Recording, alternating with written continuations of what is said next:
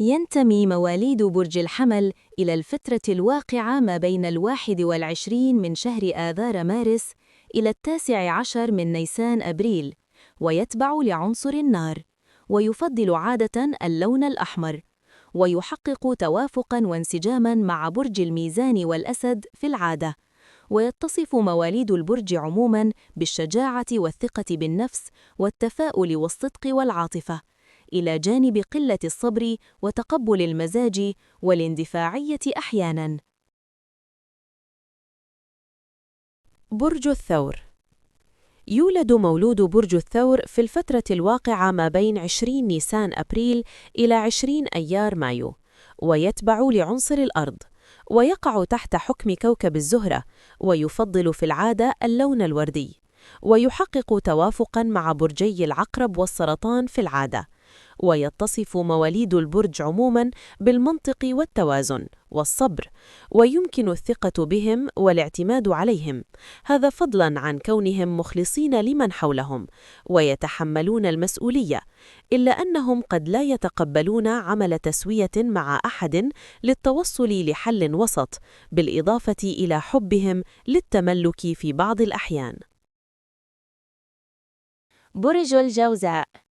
ينتمي مولود برج الجوزاء إلى الفترة الواقعة بين 21 أيار مايو إلى 20 حزيران يونيو، ويتبع لعنصر الهواء، ويفضل اللون الأصفر في العادة، ويحقق انسجاماً مع مولودي برجي القوس والدلو، ويتصف مواليد البرج عموماً بالمرونة والانفتاح والحنان والفضول وسرعة التعلم واللطف، إلا أنهم قد يعانون أحياناً من التردد والعصبية.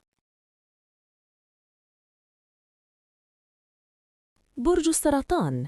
يولد صاحب برج السرطان في التاريخ الواقع بين 21 يونيو إلى 22 يوليو، ويتبع لعنصر الماء، أما لونه المفضل فهو الأرجواني، ويذكر أنه يحقق توافقاً مع برجي الجدي والثور، ويتصف مواليد البرج عموماً بالتماسك والخيال الواسع والإخلاص والعاطفة والتعاطف والقدرة على الإقناع، إلا أنهم قد يكونوا متقلبي المزاج ومتشائمين أحياناً.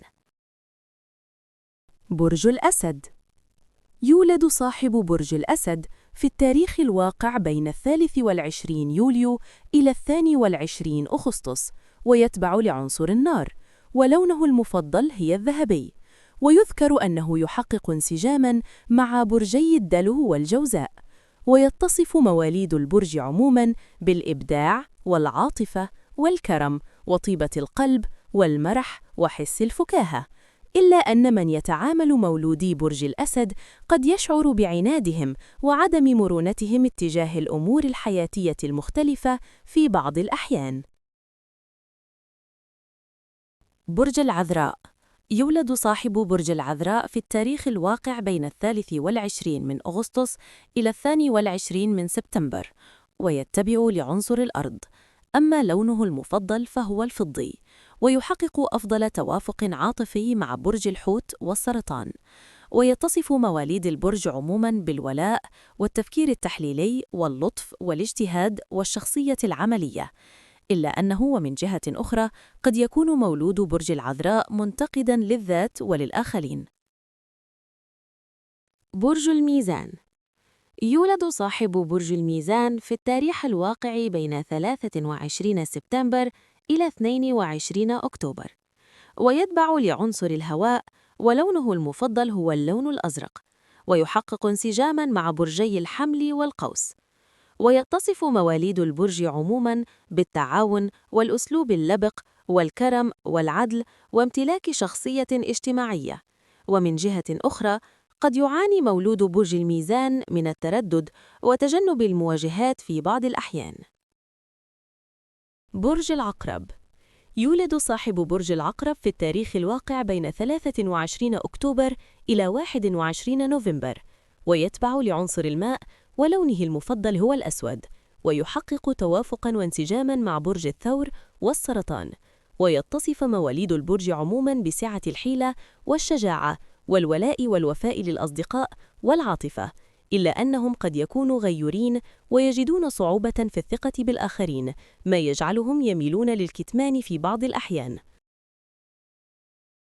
برج القوس في التاريخ الواقعي بين 22 نوفمبر إلى 21 ديسمبر، ويتبع لعنصر النار، ولونه المفضل هو الأزرق، ويحقق أفضل توافق مع برج الحمل والجوزاء. ويتصف مواليد البرج عموماً بالكرم والسعي للمثالية وحس الدعابة، إلا أنهم قد يتصفون بقلة الصبر وتقديم الكثير من الوعود في بعض الأحيان. برج الجدي. ينتمي مولود برج الجدي إلى الفكرة الواقعة ما بين 22 ديسمبر إلى 19 يناير، ويتبع لعنصر الأرض، ولونه المفضل هو الأزرق، وأرقام الحظ بالنسبة له هي 4، 8، 13، 22، ويحقق أفضل توافق مع برجي الثور والسرطان.